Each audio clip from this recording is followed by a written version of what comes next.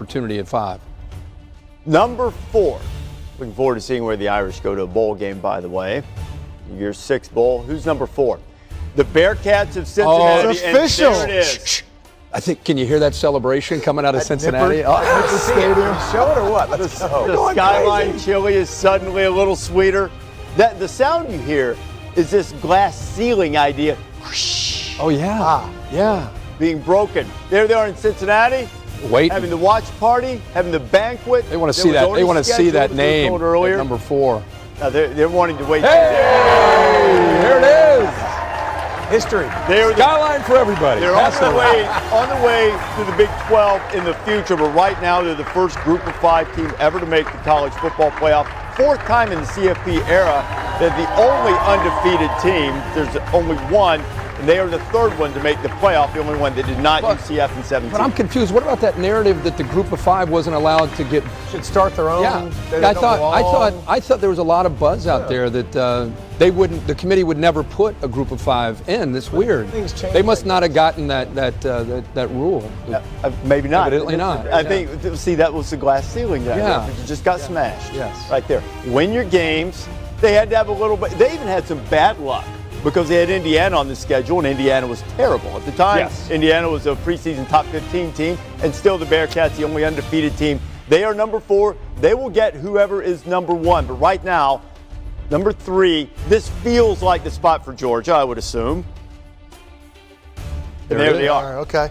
The Bulldogs had gone wire to wire at number 1, but then they lost to Alabama yesterday, sends them there, and now they can be the team that's put upon, the team that's doubted, the team that has something and to I prove. think Georgia Game becomes a manager, much more horrible dangerous defense. team now. Oh, yeah. After losing a game and having a chance to finally go back to the drawing board and say, hey, we're not as great as we thought we were. Let's fix some things and be a better football And at the team. same time, probably feeling a little bit disrespected. A lot of players in that locker room probably feel like they should have only dropped down 1 spot to number 2. I thought so they a should have lot dropped of 1 spot to motivation number for the 2. Georgia Bulldogs getting ready to face off what we think is Michigan, but we'll wait. I don't think they need to be worried about where they dropped. They need to be worried about what happened to them when they got hit in the face with the phone. I'm not taking anything away from what Alabama did, but you wonder as those 2 teams took the field, one team's playing for their life, and that's Nick Saban, hearing about how they didn't have a chance. The other team knew if they lost, they're going to be at 2 or 3. I wonder if that played into the emotions of the game. I mean, Bama won the game, they outplayed them, but I don't know.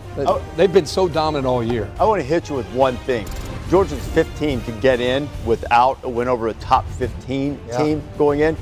The other 4, 3 of them won the national championship, and the other one played for the national championship. go. Here are the case for number 1 between Alabama and Michigan. We popped this up earlier.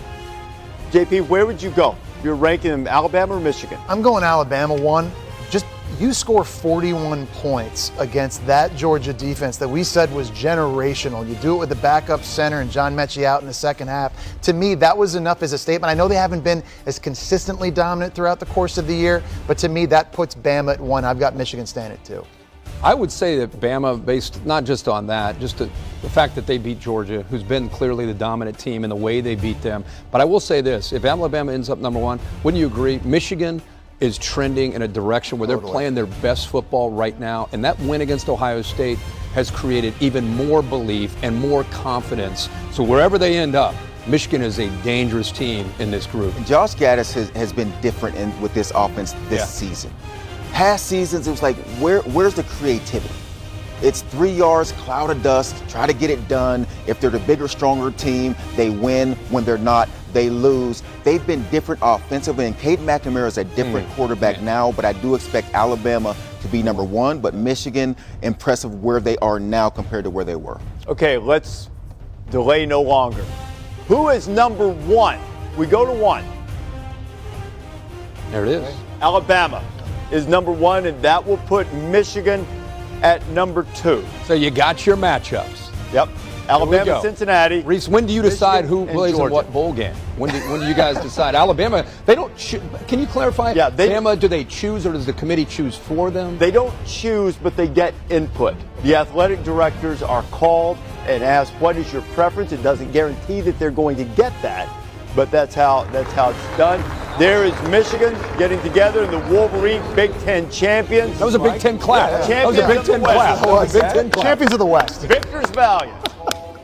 Conquering heroes. The Wolverines get Georgia. They're playing great ball. Now, there were some that were talking about the committee manipulating the matchups to try to make sure that you couldn't have an all-SEC championship game. I would have been perfectly fine if Michigan had been number one. That was a close call.